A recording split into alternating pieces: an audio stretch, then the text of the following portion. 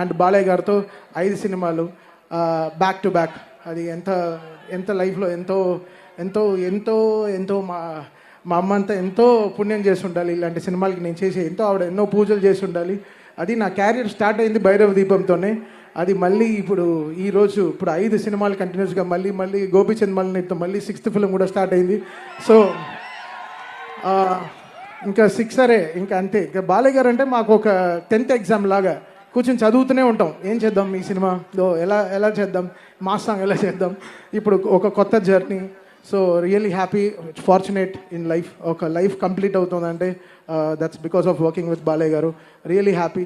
And నిజంగా always Balayya garu ఫ్యాన్స్ని నా గుండెల్లో పెట్టుకుని చూసుకుంటా. డెఫినెట్గా I make you all proud always. Because Balayya garu అనేది ఒక మంచి emotion.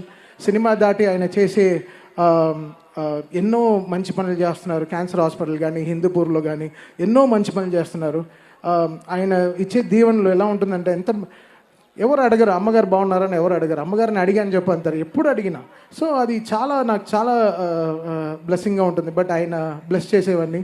So thank you Balayya గారు ఫర్ గివింగ్ మీ దిస్. నన్ను నమ్మి నన్ను ఇచ్చిన ఇంత ఆపర్చునిటీ ఇచ్చింది చాలా చాలా థ్యాంక్స్.